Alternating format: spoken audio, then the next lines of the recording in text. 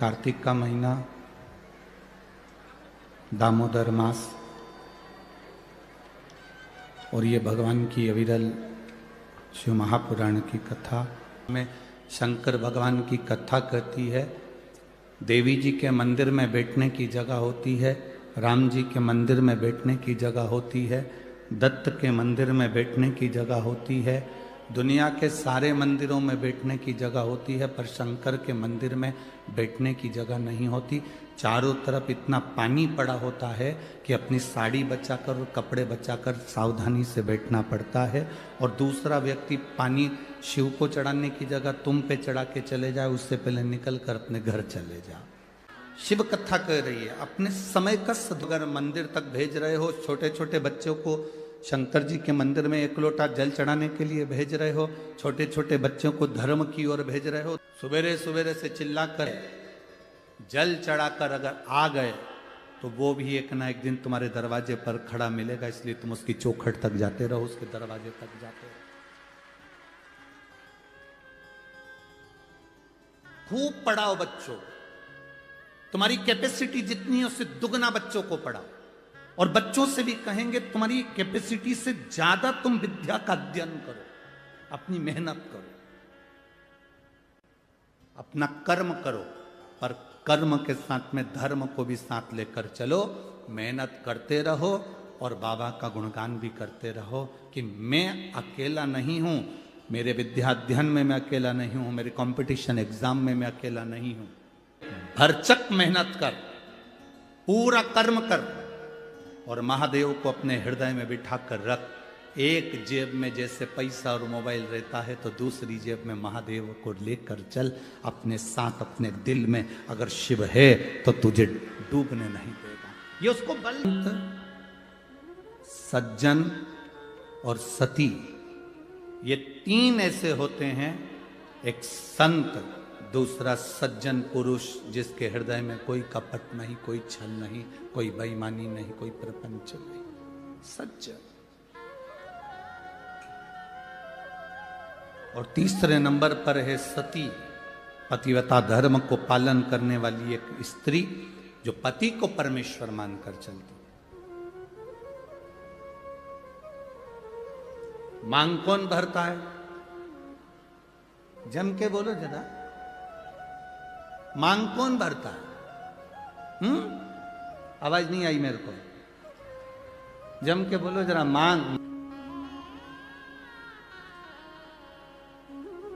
क्या मतलब इसका? तुम्हें उन पंडित जी से पूछना था कि मांग में सिंदूर पति भर रहा है, पहली बार मांग पति भर रहा है, तो मांग भरने का मतलब क्या है?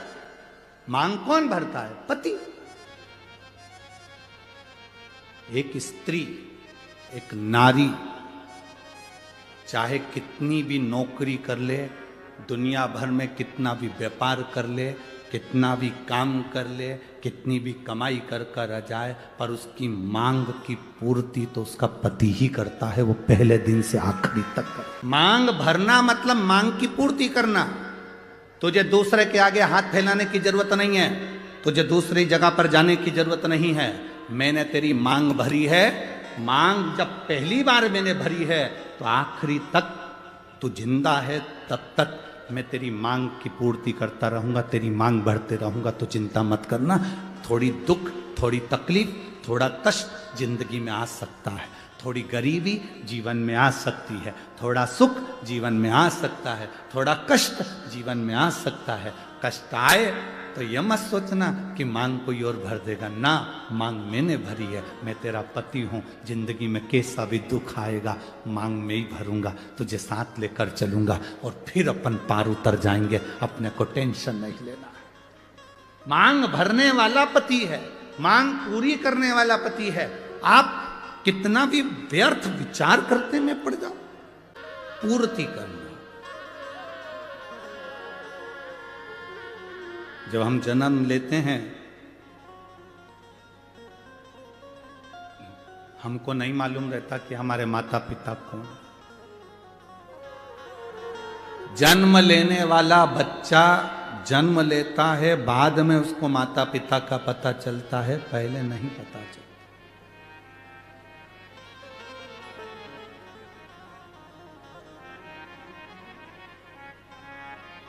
जन्म के समय पर तुम्हारे घर में गुलाब जामुन रखी है, पर जन्म लिया बच्चा गुलाब जामुन नहीं खाता। नासिक के बच्चे खाते हो तो बात दूसरी, वो बात दूसरी।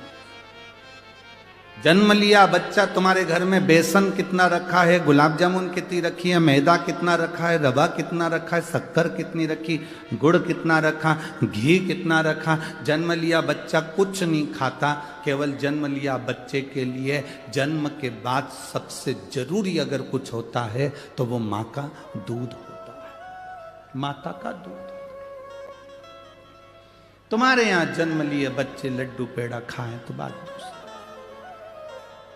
जन्म लिए बच्चे के लिए जन्म के बाद बच्चा जब जन्म ले लेता है, घर में ढेर सारा सामान पड़ा होता है, पर बच्चे के लिए वो कीमती से कीमती सामान भी ठोकर है, उसके लिए कुछ मतलब नहीं। उसके लिए माँ का दूध कीमती है। जिससे जन्म लिए बच्चे के लिए दुनिया की सारी सामग्री रखी है, पर केवल माता का दूध उसके लिए आहार है। उसी तरह मरने वाले व्यक्ति के प्राण छूट रहे हों और उसके रिश्तेदार उसको आके हीरे की अंगूठी पहनाए, जीजा जी तुम चिंता मत करो, लो हीरे की अंगूठी पहनो। जीजा जी वेंटिलेटर पर पड़ा हुआ ऑक्सीजन खींच रहा, और ये उसको गुलाब जामुन, रसगुल्ला, इमरती, भजिया, पकोड़ा खिलाएं तो वो खाएगा। जन्म लिए बच्चे को माँ का दूध जरूरी है, और मरने वाले व्यक्ति के लिए शिव का नाम जरूरी है। तुम्हारे धन दौलत, गुलाब जामुन, पेड़ा, जलेबी, इमरती से कोई मतलब। हमारा तो निवेदन है, आप किसी बीमार व्यक्ति को देखने के लिए हॉस्पिटल में जाएं, कुछ लेकर जाएं ना जाएं, पर हॉस्पिटल में पहुंचकर उस व्यक्ति से जब मिलें तो 2 बार या 5 बार भले मन में बोल लो, पर श्री शिवाय नमस्तुभ्यम बाबा, इसको जल्दी ठीक कर देना। श्री शिवाय नमस्तुभ्यम बाबा, इसको स्वस्थ कर देना। श्री शिवाय नमस्तुभ्यम बाबा, इसको बड़ी बीमारी हो गई, आप हल कर देना। अपना करा हुआ थोड़ा सा भजन उस जीव को दीजिए। हम किसी सच्चे गुरु के सामने क्यों जाते हैं? हम किसी संत के सामने क्यों जाते हैं? हम किसी भक्त के सामने क्यों जाते हैं? क्योंकि उसकी दृष्टि हम पर पड़ जाए। केवल मात्र दृष्टि पड़ गई तो हमारा कल्याण हो जाए। जन्म के समय पर ढेरों सामान घर में होगा, पर माता का दूध जरूरी है। मरते समय लाखों की प्रॉपर्टी तुम्हारी होगी, घर में गाड़ी बंगला होगा, पर मरते समय भगवान का नाम जरूरी है। बस यही हमारी जिंदगी, बस ये। वैसे तो तुम सब समझदार हो,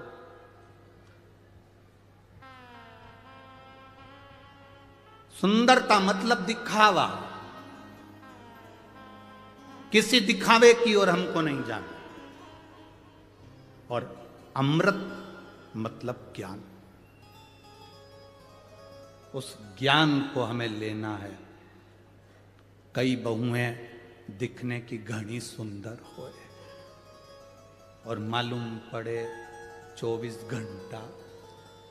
भाई सुंदरता के चक्कर में पड़ोगे तो जिंदगी नरक बन जाएगी। जैसे असुरों ने मोहिनी स्वरूप को देखा और उस सुंदरता में फंस गए तो अमृत छूट गया। उसी तरह आप दुनिया को देखने में लग गए, संसार की चमक दमक में रह गए, दुनिया की चमक धमक में आप रह गए, तो फिर ज्ञान प्राप्त नहीं कर सकते, भगवान को प्राप्त नहीं कर सकते। ये चमक ये दमक फुलवन में महक, सब कुछ सरकार तुम ही से है। हम परमात्मा को प्राप्त करने का प्रयास करें।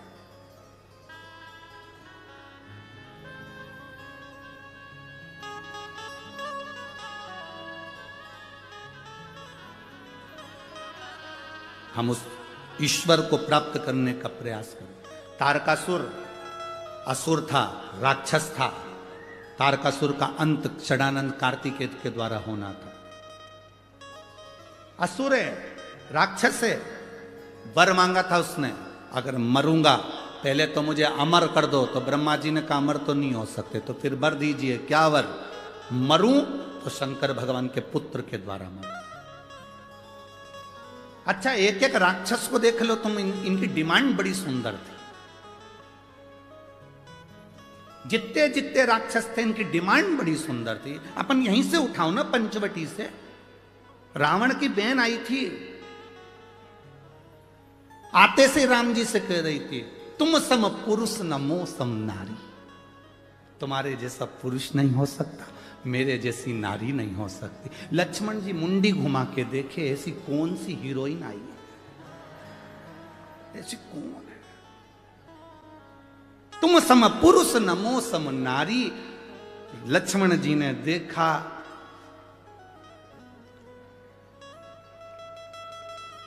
लक्ष्मण जी समझ गए ये तुम सम पुरुष न मो सम नारी,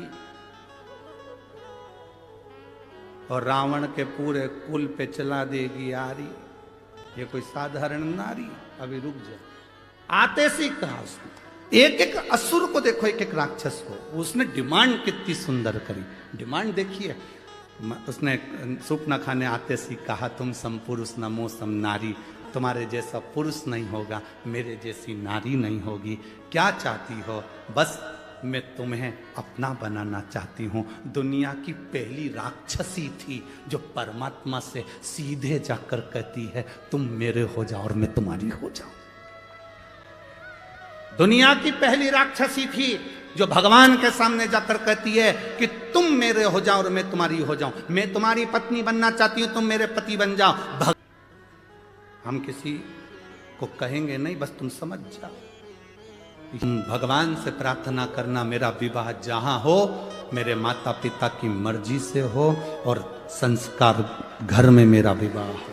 संस्कार सनातन धर्म में मेरा विवाह हो। मैं जिस धर्म की हूं, मैं शंकर को जल चढ़ाती हूं, शिव को एक लोटा पानी चढ़ाती हूं। मेरा पति भी ऐसा मिलना चाहिए जो शंकर के मंदिर तक मुझे लेकर जाए, मुझे छोड़ कर आए, दर्शन करा कर लाए, गोमती गोदावरी का स्नान कराते लाए। मेरा पति भी मुझे ऐसा। सुंदरता पर मत जाना, मोहिनी स्वरूप की सुंदरता। राक्षस फंस गए, असुर फंस गए। कितनी सुंदर बात उस सूर्पणखा ने राम जी से कही कि तुम सम पुरुष न मो सम नारी। में राम जी को अपना बनाना चाहती हूँ, किसी दूसरे को वो अपना बनाने नहीं गई। बनाने गई तो राम को अपना बनाने गई। हम सबसे अगर ज़्यादा ज्ञानवान थी तो सूर्पणखा थी, जो भगवान को अपना बना रही है। हम दुनिया को अपना बनाते हैं पर भगवान को अपना नहीं बनाते, पर सूर्पणखा भगवान को अपना बना रही है। वो विद्वान है, ज्ञानवान है। एक एक राक्षसों की डिमांड देखिए। तारकासुर मांग रहे हैं कि शंकर के पुत्र द्वारा मेरे प्राण छूटे। क्या चाहते हैं? शिव जी शादी करें, उनके बच्चे हों। ये तारकासुर जैसा सुर चाहता है। क्या मांगा कंस ने? देवकी का अष्टम पुत्र मृत्यु का कारण बना। देवकी का अष्टम पुत्र। क्या मांगा रावण ने? भगवान स्वयं संसार में सांसारिक मनुष्य बनकर आए, प्राण छूटे। जितने राक्षस हुए, हिरण्यकशिपु ने क्या मांगा? ना नीचे मरू, ना ऊपर मरू, ना अंदर मरू, ना बाहर मरू, ना अस्त्र से, ना शस्त्र से, ना दिन में, ना रात में, ना नर से, ना पशु से, ना 12 महीने में मरूं। जगत के कल्याण के लिए 12 महीने से अधिक कर दिया, अधिक मास ला दिया। किसी रूप में ना मरूं तो नरसिंह भगवान प्रकट हुए। जरा विचार करिए कि हमारे हित के लिए राक्षसों ने उनकी मृत्यु भी मांगी तो अपने संसार के हित के लिए मांगी, संपूर्ण विश्व के कल्याण के लिए मांगी। और हम क्या मांगते हैं? हम भगवान कृपा करना, घर देना, बंगला देना, जमीन देना, जायदाद देना। भगवान मेरी बेटी को पास कर देना, मेरे बेटे को ये कर देना, मेरी बहू को छोरा छोरी दे देना, ऐसा कर देना। हमने आज तक भगवान के मंदिर में जाकर ये नहीं कहा, भोले बाबा चलो। हमने आज तक बाबा के मंदिर में जाकर ये नहीं कहा, बाबा बहुत दिन से बैठे हो, त्र्यंबकेश्वर बाबा तुम यहाँ बहुत दिन से बैठे हो, कपालेश्वर बाबा बहुत दिन से बैठे हो, तुम्हारा मन नहीं करता घूमने जाने का? चलो अब की बार मैं लेकर चलता हूं तुमको सीहोर, थोड़े दिन वहीं रहेंगे, आनंद करेंगे, फिर आ जाए। चलो, हम जितनी जगह दर्शन करने के लिए जाते हैं बाबा के, हम उतनी जगह बाबा को निमंत्रण देकर आते हैं। बाबा बहुत दिन हो गए, त्र्यंबक बाबा कब आ रहे हो, जल्दी आ जाओ। माँ पार्वती जी को साथ लेकर आना, गणेश जी को, रिद्धि सिद्धि को लेकर आना, पूरे खानदान समेत आना, अकेले मत आना। आप आओगे तो आनंद होगा, थोड़ा मालपुआ, रबड़ी, पूड़ी सब बनेगा, सब खाएंगे। और जब तक बाबा नहीं आता तो कौन सी पूड़ी मालपुआ बनता है, वो आता है तो बनता है, वो कृपा करता है तो घर में पकवान बनता है, वो कृपा करता है तो आतिशबाजी होती है, वो कृपा करता है तो जमीन जायदाद ली जाती है, वो कृपा करता है तो घर में बहू बेटे आते हैं, वो कृपा करता है तो बेटी दामाद आते हैं, वो कृपा करता है तो पोता पोती नाती पंती होते हैं, वो करुणा करता, वो आता है तो खुशी आती है। यहां पर भी आप कथा में आए हो ना, जितने लोग कथा श्रवण करने के लिए आए हो, बाबा से कहकर जाना आज प्रदोष बाबा का भारी कितना, हम तो फिर कहेंगे नासिक वालों, तुमने कजन ना जाने कितने कितनी गोदावरी की डुबकी लगाई होगी रे, सारा पुण्य इकट्ठा करके बैठे होगे और कथा का आनंद ले रहे हो। जरा विचार करो, दामोदर मास, कार्तिक का महीना और सुंदर पचवीगन का समय, देव दीपावली कथा, इधर एकादशी बीच में पड़ गई, आंवला नवमी पड़ गई और मालूम पड़े प्रदोष पड़ गई, सारी तिथि भी अच्छे से अच्छी ले ली तुमने, कथा का भी तत्व तुम ग्रहण कर रहे हो। और बाबा से प्रार्थना तुम कहकर जाना, बाबा मेरी झोली में इतना धन देना, इतनी संपदा देना, मैं भी जिंदगी में एक बार शिव महापुराण की कथा करवाऊं, आप मेरे गांव आओ, आप मेरे नगर आओ, आप मेरे गांव आओ, आप मेरे खेड़े में आओ। बाबा आना पड़ेगा कुबेरेश्वर महादेव, आना पड़ेगा कुबेर भंडारी, तेरे को आना पड़ेगा, तू मुझे खजाना लुटाने के लिए वहां पहुंचेगा। तारकासुर देखा, शिव जी के लिए वर मांग लिया कि मेरे प्राण, मेरे जब प्राण छूटे मेरे, अगर भगवान शंकर के पुत्र के द्वारा छूटे। महिषासुर की बहन ने कौन सा वर मांगा था, आप लोगों ने कथा सुनी थी ना, महिषासुर की बहन महिषी ने वर मांगा था कि शंकर और विष्णु के संतान के द्वारा मेरे प्राण छूटे। कौन हो गए थे, जम के बोलो, अय्यप्पा स्वामी। अब किसने वर मांग लिया, तारकासुर ने, मेरे प्राण छूटे भगवान शंकर के पुत्र द्वारा। जब विष्णु और शिव के पुत्र द्वारा उसके प्राण छूटे तो अय्यप्पा स्वामी प्रकट हुए और महिषासुर की महिषासुर की बहन महिषी के प्राण हरे। अब तारकासुर के लिए शंकर भगवान के पुत्र के द्वारा मरूं, तारकासुर ने उपद्रव मचा दिया, हाहाकार सब दूर मच गया। जब हाहाकार मचा तब करे तो करे क्या, देवता एकत्रित हुए, शिव जी तो समाधि में लीन थे। क्यों? क्योंकि सती मैया जलकर भस्म हो चुकी थी, तो बहुत ज्यादा मन ठीक नहीं था, साथ नहीं। एक व्यक्ति ने प्रश्न किया, गुरुजी हम आपसे एक बात पूछना चाहते हैं, शंकर भगवान देवता है ना? हाँ। देवादिदेव महादेव है ना? हाँ। तो अपनी धर्म पत्नी सती के लिए इतने क्यों रोए? हमने कहा मृत्यु लोक में रहता है मेरा देवादिदेव महादेव। पत्नी का आदर करना, सम्मान करना, सारे देवताओं में अगर किसी से सीखना है तो देवादिदेव महादेव से सीखो, जो पत्नी का आदर करना सिखाते हैं। पत्नी का आदर करना अगर कोई सिखाते हैं तो देवादिदेव महादेव सिखाते हैं। त्र्यंबकेश्वर दर्शन करने गए हो? कौन कौन गया, जरा हाथ उठाओ। गए हो? ठीक है, रखो। शंकर भगवान कहां पर हैं? जमीन पर, बोलो है कि नहीं? पार्वती जी कहां पर है? जम के बोलो जरा, ऊपर। जाओ, कपालेश्वर का दर्शन करने गए हो, शंकर भगवान कहां हैं? जमीन पर। पार्वती जी कहां है? ऊपर। कभी नारायण लक्ष्मी जी के दर्शन करे होंगे तो लक्ष्मी जी कहां रहती हैं? नारायण के चरण के पास। ब्रह्माणी कहां रहती है? ब्रह्मा जी के पास में। पर केवल देव अधिदेव महादेव एक ऐसे हैं जो अपनी धर्म पत्नी को भी ऊंचे स्थान पर रखते हैं कि तू ऊंची है। नारी का आदर करना अगर कोई सिखाते हैं तो मेरे शंकर सिखाते हैं। स्त्री का सम्मान करना अगर कोई सिखाते हैं तो मेरे देव अधिदेव महादेव सिखाते हैं। नारी का सम्मान क्या होता है, स्त्री का सत्कार क्या होता है, नारी के एक भाव जो प्रकटता है वो शिव समझाते हैं,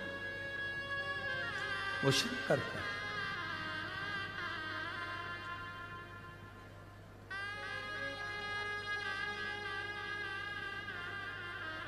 हम शिव जी से सीखें, हम देव अधिदेव महादेव से सीखें कि नारी का आदर, नारी का सम्मान, नारी का सत्कार क्या होता है।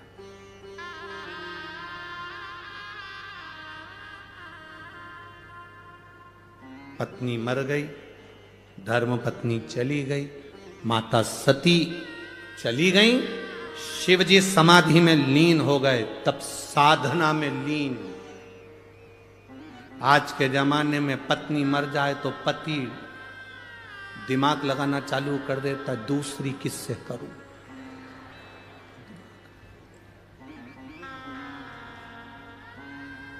पंद्रह 16 20 साल के बच्चे हो गए, लड़कियां कॉलेज पढ़ रही और इसको शादी करने की डाई लगा लगा के।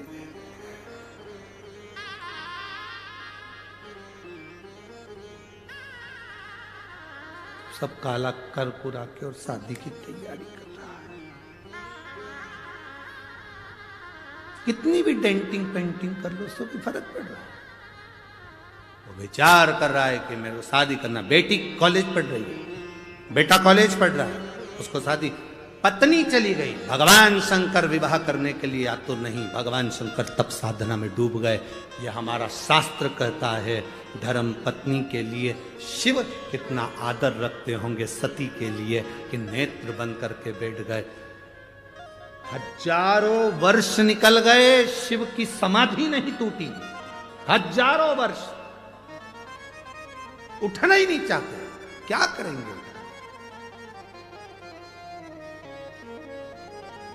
और ये रोज पत्नी चले जाए तो मोबाइल पर ब्याहशादी.com निकाले। ये ठीक है, 68 साल की तो मैं भी तो 76 का। ठीक। शिव कृपा शंकर की उदारता कहती है, मेरे शिव जैसा माता का, स्त्री का, महिला का आदर करने वाला कोई दूसरा नहीं। शिव जो आदर करते हैं स्त्री का, वैसा आदर कोई नहीं कर सकता। इसलिए शंकर भगवान स्त्री का आदर करते हैं, इसलिए केवल एक शिव जी की आरती ऐसी होती है जिसमें सारे देवताओं का गुणगान आ जाता है। सब एक उसी में समाहित हो गए, जो आदर करने वाला, सम्मान करने वाला, सत्कार करने वाला, उसी में सब समाहित। शिव जी के नेत्र नहीं खुले, भेजा कामदेव को। भगवान शंकर का नेत्र खुल गया, कामदेव को। समाधि थोड़ी कामदेव, कामदेव को देखकर नेत्र क्यों खोले। शंकर भगवान सती के पति हैं, कामदेव रति का पति है। शंकर भगवान का साड़ू भाई है, शंकर जी की पत्नी की बहन का पति। रिश्तेदार आए तो उठकर मिलना चाहिए। कमरे में पड़े हो और तुम्हारे रिश्तेदार तुम्हारे घर के हॉल में बैठे हैं, तुम टीवी देख रहे हो, मोबाइल देख रहे हो और रिश्तेदार आकर घर में बैठे हैं, तुम उनका आदर नहीं कर रहे। एक दिन तुम्हारी जिंदगी में ऐसा आएगा कि तुम्हारा भी कोई आदर नहीं करेगा।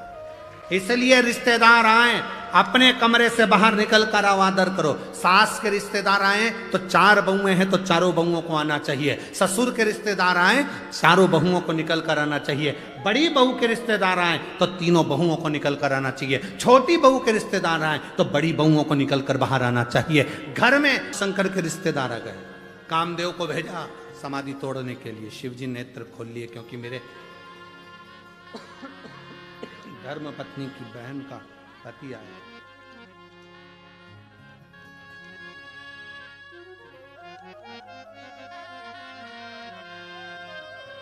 मेरी धर्म पत्नी की बहन का पति आए। शिव जी मेरे ओघड़दानी, त्रिकालदर्शी, कैलाशी, अविनाशी सामने खड़े। कामदेव जलकर भस्म हो गया, रति रोने लगी, मेरा पति। शिव जी कहते हैं चिंता मत करो, तुम्हारा पति अनंग वैश्यधारी मिलेगा,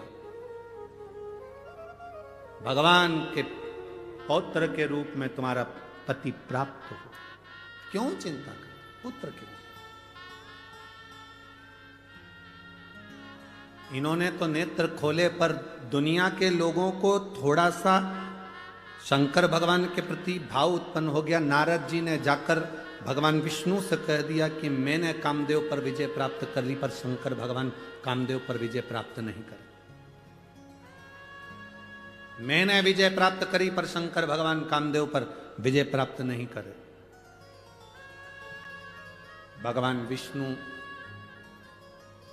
के नयन में जल भर गया, क्योंकि शंकर जी की निंदा करने वाला और सुनने वाला महापापी होता है। किसी सतगुरु की अगर कोई निंदा करे, कोई संत की कोई निंदा करे, कोई भगवत प्रेमी शंकर का कोई भक्त हो और उसकी कोई निंदा करे, तो उस समय पर अपने कानों को बंद कर लो और उठ के चल दो। अगर कोई बोल रहा है तो जवाब जरूर दो, उसको उत्तर जरूर दो कि तेरा क्या बिगाड़ा जो तू निंदा करने में लगा है, निंदा करने में लगी है। कभी तुझसे मिला, कभी तुझसे मिली, क्यों निंदा करते? किसी शिव भक्त की निंदा करना, सुनना महापाप की गिनती में। भगवान विष्णु ने शंकर जी की निंदा सुनी थी, इसलिए उनको घोड़े का मुंह लगा था, हयग्रीव अवतार हुआ था। नारद जी ने शंकर जी की निंदा करी थी, इसलिए बंदर का मुंह लगा था। शिव की निंदा करने वाला, शंकर की निंदा सुनने वाला, शिव भक्त की निंदा करने वाला, सुनने वाला महापापी की गिनती में ना करिए।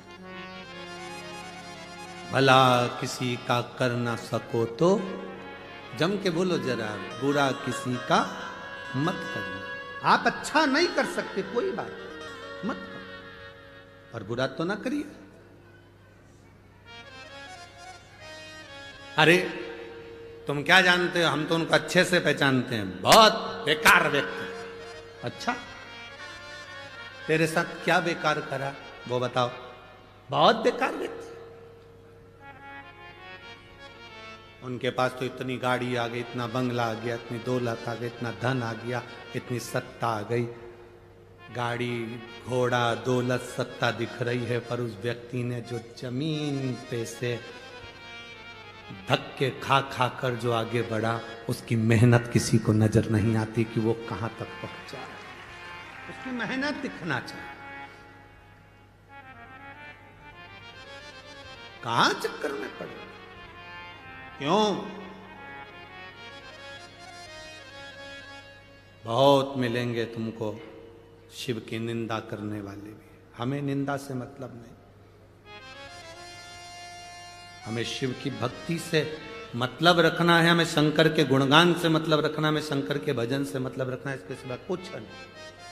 मेरी जीजियों, मेरे जीजाओं, मेरी बेटियों, मेरे बेटाओं, शिव महापुराण की कथा में आप लाखों की संख्या में आए हो।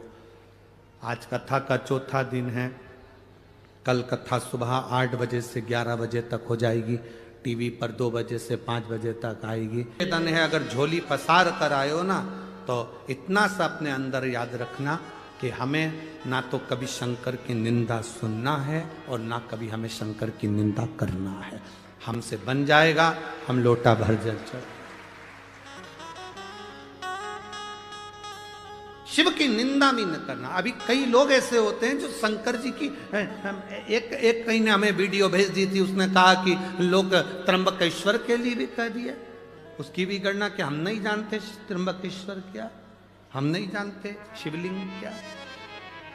हम कहते हैं, जो कहते हैं त्र्यंबक को नहीं जानते, शिवलिंग को नहीं जानते, हम तो ये कहते हैं वो अपने बाप की और माँ की औलाद ही नहीं है जो त्र्यंबक और शिवलिंग को नहीं पहचानते। त्र्यंबक को नहीं जानता। अरे भारत की भूमि पर ये 12 ज्योतिर्लिंग जगत गुरु शंकराचार्य जी द्वारा निर्मित 4 पीठ, जहां पर जगत गुरु शंकराचार्य जी के प्रतिबिंब स्वरूप आज भी जगत गुरु शंकराचार्य विराजमान है। ये 4 पीठ साधारण है, इसको पहचानो। शिव निंदा से दूर रहिए, शंकर की निंदा से दूर। कहा तारकासुर का अंत हो, तब स्वयं भगवान शंकर का विवाह जगत जननी मां पार्वती से कराया गया और पुत्र की प्राप्ति हुई, जिसका नाम षडानंद कार्तिकेय था। कार्तिकेय जी ने तारकासुर का तो संहार कर दिया, उसके हृदय में बाण न लगे, क्योंकि शिव उसके हृदय में है। पापी से पापी जीव, बेकार से बेकार व्यक्ति भी अगर शंकर की भक्ति करता है, शिव की भक्ति करता है, खाली नहीं जाता। आज इस व्यासपीठ से एक बात कहना चाहेंगे, कोई देर से बनता है, कोई जल्दी से बनता है, महादेव को जल चढ़ाने वाला एक दिन सेठ जरूर बनता है। बोल बम का नारा है, शंकर को जल चढ़ाने वाला, शिवलिंग पर जल चढ़ाने वाला एक ना एक दिन सेठ बनेगा, पक्का है, निश्चित है। कोई कहता है गुरुजी शिव महापुराण की कथा बहुत महंगी होती है, कितना महंगा टेंट लगता है, कितनी महंगी व्यवस्थाएं होती हैं, लोगों के भोजन की व्यवस्था करना पड़ती है, लाइट की व्यवस्था, साउंड की व्यवस्था, टेंट की व्यवस्था, जनरेटर की व्यवस्था, सारी व्यवस्थाएं करना पड़ती है, कितनी महंगी होती होगी, कितने लाखों में जाती होगी, कितनी करोड़ों में जाती होगी। हमारा भी मन होता है कि हम कथा करवाएं, हम इतना कहां से लाएंगे? हम उनसे कहते हैं कर्जा लेकर कभी कथा मत करना, इधर उधर से लेकर कभी कथा मत करना। कहना भोले बाबा से, मैंने संकल्प लिया है कथा कराने का, पूरी तुझे करना है, भंडार तुझे लेकर आना है, मैं तो कथा कराना तुझे है, करना तुझे है, हम कौन निमित्त बनकर आनंद ले। आप ठेला चलाते हो, पान की दुकान चलाते हो, किराने का काम करते हो, कपड़े का काम करते हो, छोटा सा काम करते हो, नहीं है पैसे, हम आपसे नहीं कहते कि तुम कथा कराओ, पर इतना जरूर कहते हैं कि कथा के पंडाल में जब प्रणाम कर कर जाना तो झोली पसार कर उससे कहकर जाना, मन है एक बार कथा कराने का, कराएगा तू। अब मैं तो साधारण हूं, पहले भंडार भरेगा और कथा भी तू कराएगा। थोड़ा देर से बनता है, कोई जल्दी बनता है, कोई लेट बनता है, शंकर को जल चढ़ाने वाला एक दिन सेठ जरूर बनता है। वो देता जरूर है, वो खाली नहीं छोड़, भरेगा, साधारण नहीं, सहज नहीं है। जब वो देगा तो झोली भर कर देगा। भगवान शंकर का संवाद कर रहा, तारकासुर के प्राण चले गए। उसके 3 पुत्र हैं, तारकाक्ष, विदुम्माली और कमलाक्ष। अब इन तीनों ने विचार करा कि पिता चले गए, बदला लेंगे तो मतलब कुछ नहीं, एक काम करते हैं, पहले अपन तपस्या करते हैं और तपस्या कर कर बल एकत्रित करते हैं। बहुत जरूरी है, तप का जो बल होता है उसका फल जरूर मिलता है। तारकासुर के 3 बेटों ने तप करना प्रारंभ करा, तप कर कर बल प्राप्त किया, वर प्राप्त किया। ब्रह्मा जी आए, मांगो क्या चाहिए, हमारे प्राण ना छूटे, हमें अमर कर दो। ब्रह्मा जी ने कहा ये नहीं हो सकता, अमर नहीं हो सकते, मरना तो पड़ेगा। महापुराण की कथा कहती है, तारकासुर के 3 बेटों ने वर मांग लिया ब्रह्मा जी से, हमें वर दो, हम मरे ना। ब्रह्मा जी ने कहा ये कभी नहीं हो सकता, मरना तो पड़ेगा, तो वर दीजिए, हम तीन के लिए तीन पुरी का निर्माण कर दो जिस नगर में हम रहें। सोना चांदी और लोहे की तीन नगर बसाए गए जिसमें वो रहने को तैयार हुए। हम तीनों तब मरे जब तीनों पुरियां एक साथ एक बाण से, एक तीर से या एक शस्त्र से भेदित हो जाए। हम तीनों मरे तो एक साथ मरे। ब्रह्मा जी ने तथास्तु कर दिया। तारकाक्ष, विदुम्माली, कमलाक्ष की तीनों ने उपद्रव मचा दिया, बहुत उपद्रव।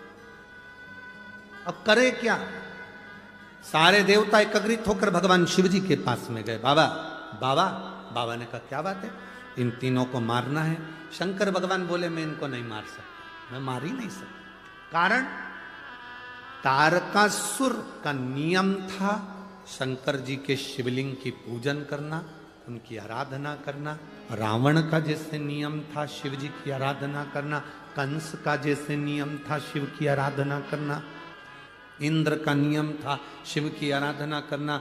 जितने देवता 33 कोटि शंकर की आराधना करते हैं, जितने असुर राक्षस संसार के शिव की आराधना करते हैं, उसी तरह तारकासुर के तीन बेटे तारकाक्ष, विदुम्माली, कमलाक्ष की ये तीनों अपनी अपनी नगरी में, सोने की नगरी में, चांदी की नगरी में, लोहे की नगरी में, अपने अपनी पुरी में, अपने अपने नगर में, अपने अपने शहर में शंकर की आराधना करते, पाप ही नहीं करते।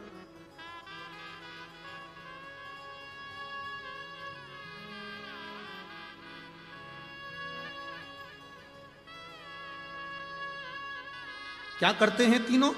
पुण्य एकत्रित करते हैं और पुण्य एकत्रित कर कर बाद में थोड़ा सा पाप करते हैं, फिर पुण्य कमाते हैं, फिर पुण्य। बड़े घबरा से गए। देवताओं ने कहा अब करें क्या? शंकर भगवान ने कहा जब तक इनके पाप की गठरिया नहीं भराएगी तब तक ये मरने वाले नहीं है। करते चलो। इन तीनों ने बेकार कर्म करा ही नहीं तो मारूं क्यों? कई लोग कहते हैं शंकर भगवान गुस्सा बहुत करते हैं। शिव जी गुस्सा करते हैं। कई लोग कहते हैं भगवान शंकर क्रोध बहुत करते हैं, रुद्र हैं।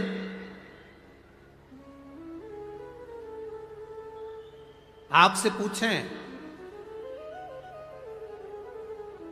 बेमतलब का गुस्सा आपको आता है क्या? अरे जम के तो बोलो जरा, बेमतलब का गुस्सा आपको आता है? जब बेमतलब का क्रोध आपको नहीं आता तो महादेव को क्यों आएगा? भगवान शंकर क्रोध किसको करते हैं? जो गौ माता को त्राण देता, जो माता पिता का आदर ना कर कर उनको अपमान करता। शंकर भगवान क्रोध किस पर करते हैं? एक कन्या पर, छोटी सी बच्ची पर जो गलत दृष्टि से देख रहा हो, पर नारी को, पर स्त्री को जो गलत विचार से देख रहा हो, छू रहा हो, शंकर भगवान फिर उसको छोड़ते नहीं हैं, उसको बर्बाद कर कर ही रखते हैं। शिव क्रोध करते हैं, हम कहते हैं शंकर ऐसे क्रोध नहीं करते। शंकर भगवान का एक नाम है आशुतोष। क्या नाम है? आशुतोष। आशुतोष का मतलब क्या होता है? सहज, सरल, जो मांगो दे देता है। एक लोटा जल नहीं है, 3 बार ताली बजाओ, बम बम बोलो, उतने में राजी होकर वर प्रदान कर कर चले जाता है। वो देवाधिदेव महादेव है, उसका नाम ही आशुतोष है। वो शिव है, औघड़ी है। भजन करो। अब ब्रह्मा जी ने एक सीख इंद्र को दे दी। इंद्र से कहा, इंद्र तारकासुर के इन 3 बेटों को अगर तुझे मरवाना है, और ये थोड़े समय पाप करते हैं पर पुण्य कर कर सब धो देते हैं, तो अगर इनको मरवाना है तो तू इनसे पाप करवा। अब इसने पाप करवाना क्या प्रारंभ करा कि जहां शंकर जी के प्रति इनके अंदर पाप की उत्पत्ति करा दे। पाप की उत्पत्ति कैसे? तो शिव महापुराण की कथा कहती है, आप अगर शंकर के मंदिर नहीं जा सकते कोई बात नहीं, नहीं जा रहे कोई बात नहीं, शंकर को एक लोटा जल नहीं चढ़ा रहे, कोई बात नहीं। शंकर की कथा नहीं सुन रहे, कोई बात नहीं। पर शिव महापुराण की कथा कहती है कि कभी भी अपने मुख से शिव की निंदा करना बंद कर दो। बस इतना भी कर लिया तो तुम्हारी जिंदगी सार्थक हो।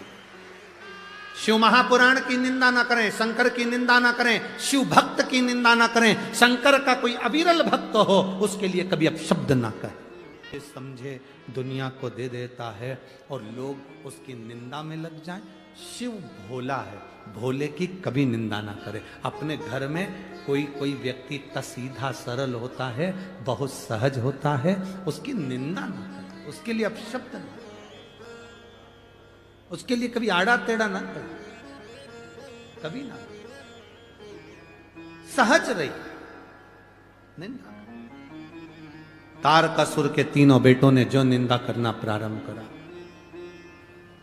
तारकासुर के तीनों पुत्रों ने जैसे ही भगवान शिव की इंद्र के कहे अनुसार निंदा करना प्रारंभ, जो निंदा कर, बस शंकर भगवान की निंदा करी, पाप का घड़ा बढ़ते गया, बढ़ते गया, बढ़ते गया। समय आया भगवान शंकर तीनों को मारना चाहते थे, पर ब्रह्मा जी ने कहा जब तक इन तीनों की पूरी, सोने की पूरी, चांदी की पूरी, लोहे की पूरी, ये तीन पुरियां जो बनी हुई हैं, ये तीन पुरी अगर एक बाण से छेदित कर दी जाए, एक शस्त्र से छेदित कर दी जाए और ये तीन पुरियां एक साथ भस्म हो जाए, तब जाकर ये तारकासुर के तीन पुत्र मरे, तब जाकर तीन पुरियां समाप्त करना। कैसे समाप्त हो? देवाधिदेव महादेव ने शस्त्र छोड़ा, सोने की पुरी में से निकलकर चांदी की पुरी में से होते हुए वो लोहे की पुरी की ओर चले गए। आप लोगों ने कभी सुना होगा, आप लोगों में से कितने लोगों ने सुना वो हमको नहीं मालूम, पर शिव महापुराण की कथा एक बड़ी सुंदर बात कहती है कि सोने का जो डब्बा होता है, थोड़ा ध्यान देंगे आप लोग तो आपके स्मरण में आ जाएगा। जिस डब्बी में आप सोने की अंगूठी रखते हो, जिस डब्बी में आप सोने की लौंग रखते हो, जिस डब्बी में सोने का कोई सामान रखते हो, उसमें चांदी नहीं रखी जाती। किस किस ने सुन रखा है? कभी सुना होगा, आप लोगों के स्मरण में होगा कि सोने की जो डब्बी होती है उसमें चांदी नहीं रखते, मतलब चांदी के साथ सोना नहीं रखा जाता। सोने के साथ चांदी नहीं रखी जाती, चांदी के साथ सोना नहीं रखा जाता। अगर किसी ने सुना होगा, आप लोगों में से कितने लोगों ने सुना, जरा हाथ उठाओ, जरा सुना है ना सबने? अब वो प्रसंग जो हमारी आप लोगों की दादी सास कहती थी, सास कहती थी, आपके बुजुर्ग कहते थे कि सोने के साथ चांदी मत रखो, चांदी के साथ सोना मत रखो, कभी उसका प्रसंग अपने दिमाग में लिया कि ये प्रसंग कहां से आया? तो ये प्रसंग अगर कोई तुमसे पूछे तो आप उत्तर दे सकते हो। तारकासुर के तीन पुत्र की तीन पुरियां सोना, चांदी और लोहे की थी। इन तीन पुरियों को भगवान शंकर ने भस्म किया, अर्थात जिस डब्बी में सोना रखाता है और जिस डब्बी में उसी में चांदी रख दी जाती है, और स्त्री या पुरुष उस सोने को अपने शरीर पर धारण करता है या उस चांदी को अपने शरीर पर धारण करता है, उसकी आयु छिन्न होती चली जाती है। कई लोग कहते हैं इनकी तो उम्र अच्छी थी, फिर ये ऐसा क्यों हुआ? जरूर सोने की डब्बी में चांदी अगर रखी गई है तो उसमें उस चांदी की चीज को महिला ने अपने पैर में पहन लिया, बिछुड़ी पहन ली, अंगूठी चांदी की पहन ली, उसमें सोना भी था, वो सोना पति ने पहन लिया, तो उसमें आयु की क्षीणता हो। डब्बी खाली है, उसमें सोना रखा है, मना नहीं। डब्बी खाली है, उसमें चांदी रखी है, मना नहीं। पर दोनों चीज एक साथ अगर रखी है तो हमारे शास्त्र वर्णन नहीं करता उसका।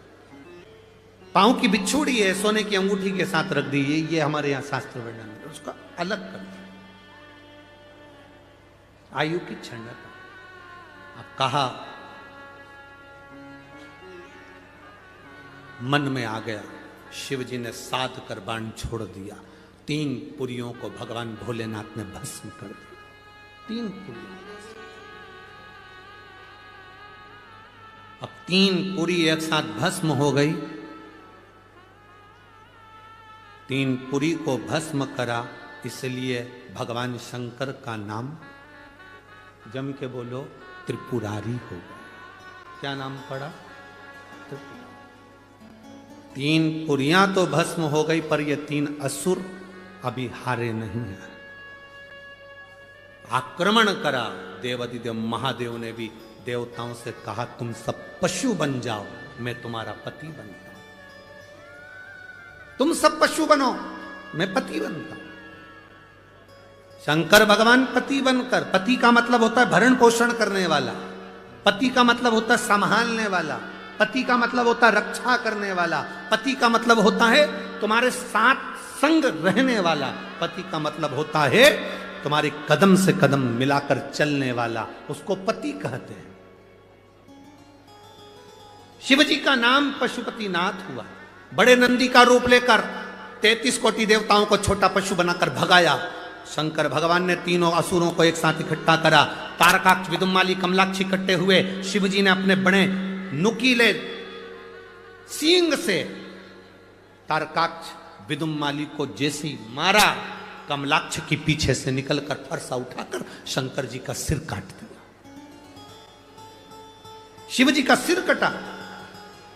कटते से ही भगवान शंकर का सिर सीधे नेपाल में गया, तो डोलेश्वर महादेव पशुपतिनाथ के नाम से विख्यात हो गया।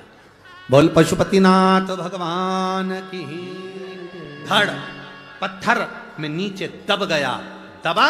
शिवजी ने सोचा ये आज नहीं मरे तो फिर नहीं मरेंगे। शंकर भगवान तुरंत अपने असली स्वरूप में आए, त्रिशूल उठाया, तारकाक्ष, विदुमाली और कमलाक्ष को पीछे से भगवान शंकर ने मार दिया। तीनों असुर समाप्त हो गए। जय जयकार हो गई। शंकर भगवान ने तारकासुर के 3 पुत्रों को मारते समय शिवजी के 2 नाम प्रकट हो गए, एक त्रिपुरारी और दूसरा पशुपति। एक त्रिपुरारी नाम हुआ, एक पशुपतिनाथ नाम हुआ। देवता प्रसन्नचित्त हो गए, आनंदित हो गए। प्रसन्नचित्त होकर देवताओं ने पुष्पों की वृष्टि करना प्रारंभ करी। घी के दिए जलाए। पवित्र नदियां, माउड़ी, तालाब, आंवले का वृक्ष, बेलपत्र का वृक्ष, पीपल का वृक्ष, बट का वृक्ष, सुंदर सुंदर वृक्षों के नीचे जाकर दीप प्रज्वलित करना प्रारंभ करा। लक्ष्मी ऊपर से निहार रही थी। भगवान देवादिदेव महादेव, पशुपतिनाथ, त्रिपुरारी शंकर भगवान ने लक्ष्मी को बुलाया। बड़ी सुंदर सेविका है मां लक्ष्मी। भगवान नारायण शंकर की बड़ी आराधना करती, बहुत आराधना। शिवजी ने कहा, लक्ष्मी तुम ऊपर से निहार रही हो, बात क्या है? लक्ष्मी जी कहती हैं, नारायण की आज्ञा नहीं, अभी मैं दीप पर्व पर नीचे गई थी मृत्युलोक में, पर इस पर्व पर नहीं आ सकती। देवादिदेव महादेव ने कहा, सुनो लक्ष्मी,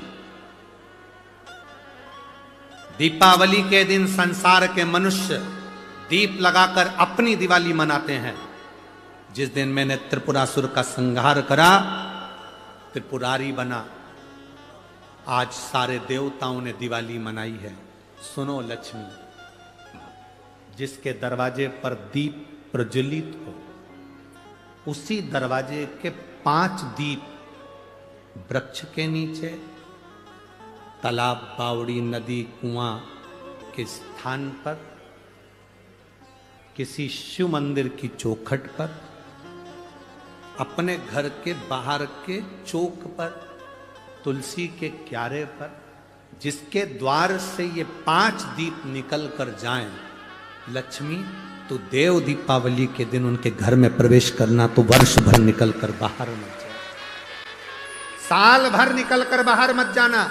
दीपावली के दिन जितना लक्ष्मी का प्रभाव है, उससे 1000 गुना जाना प्रभाव लक्ष्मी जी का देव दीपावली के दिन होता है। देव दीपावली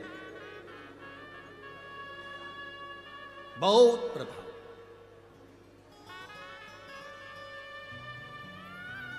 जितना आप कर सकते हो देव दीपावली के दिन प्रयास करो। एक पान के पत्ते पर भी अगर तुमने एक बूंद शहद का भी भोग लगाया लक्ष्मी को, उसका फल मिलता है। एक फूल के ऊपर भी शहद का भाग लगकर भी एक शंकर को चढ़ाया तो उसका फल मिलता है। महाराज 7 दीप परिंदे के पास, अंडे के पास, मटके के पास लगाए हैं, 7 पुष्प रखकर उसका भी फल मिलता है। देव दीपावली के दिन पंचदीप का भी फल मिलता है। देव दीपावली के दिन भूल से भी एक बेलपत्र अशोक सुंदरी के स्थान पर कोई कुंवारा व्यक्ति जिसकी शादी नहीं हो रही, 40 साल का हो गया, ब्याह नहीं हो रहा, संबंध नहीं आ रहा है, बेटा बेटी, एक बेलपत्र जिस बेलपत्र की नोक डंडी जहां से पानी बहता है उस ओर हो और पत्ती का मुंह महादेव की ओर हो, अशोक सुंदरी की जगह पर अगर समर्पित कर दे तो अगले वर्ष की देव दीपावली के पहले उसका संबंध और शादी हो जाती। महाराज शिव तत्व की तरी प्राप्त। देव दीपावली कोई साधारण दीपावली है, जीव के कल्याण के लिए भगवान त्रिपुरारी बनकर प्रकट हुए। समय आया, आगे वर्णन आता है, भगवान श्री गणेश जी महाराज का मंगल विवाह रिद्धि सिद्धि के साथ हो रहा है।